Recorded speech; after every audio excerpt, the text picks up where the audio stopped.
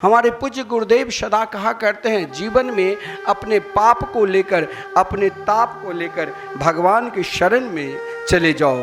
तापत्रय विनाशाय, ताप और पाप का निवारण दवा वहीं पर मिलेगा। देखिए, इन दोनों की दवा आप दुनिया में कहीं भी, अगर कोई तन से दुखी है, कोई मन से दुखी है और कोई धन से दुखी है, तो जो तन से शरीर से दुखी है वो जो औषधि खा लिया बहुत दवा, कि अभी मान लो कोरोना काल चल रहा है, बहुत लोग इंजेक्शन भी ले लिया, कहते मैं 2 इंजेक्शन ले लिया, फिर भी वो सामने बैठो तो बार बार खांसी करते करते लगेगा कि भाई इसके अंदर से दूर रहो। बोले मुझसे भागो नहीं, मैंने तो इंजेक्शन ले चुका हूं। फिर भी सामने वाले को डर लगता है, अरे नहीं फिर भी इनको कोरोना तो नहीं हो गया है। एक तरफ विश्वास पूर्वक इंजेक्शन ले चुका है, फिर भी डर है, हम भयभीत हैं, क्योंकि वहां उस स्तर तक हमें वो इंजेक्शन हमें उस स्तर तक पहुंचा ही नहीं सकते हैं, वो प्रसन्नता दे ही नहीं सकते। वहाँ डर है कि भाई हमें दोबारा खांसी होने लग गई, बुखार आ गया, फिर भाई इंजेक्शन लेने के बाद भी कोरोना बहुत संसार में सबसे निकृष्ट बीमारी है, जहाँ हर व्यक्ति एक दूसरे से दूरियां बना लेते हैं, मिलते नहीं।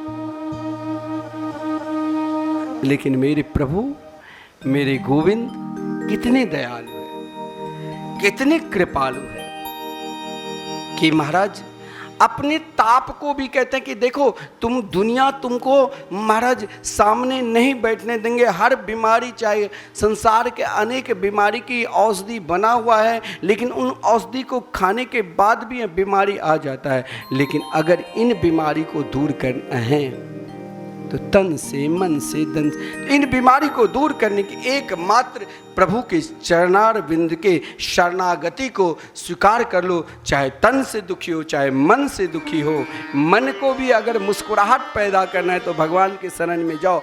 और चाहे महाराज धन चाहिए, आप ध्रुव जी के चरित्र श्रवण करोगे, भगवान स्वयं कहा, ध्रुव तुम जैसे भक्त को जो मेरे शरण में आता है उसे इहलोक का सुख भी देता हूँ, परलोक के। संसार में जितने भी आश्रम होंगे साधु संतों के, उन आश्रम में जाओगे तो एक से एक मठ मंदिर बना हुआ है करोड़ों के, क्योंकि भगवान उन्हें इहलोक और प्रलोक दोनों सुख प्रदान करते हैं।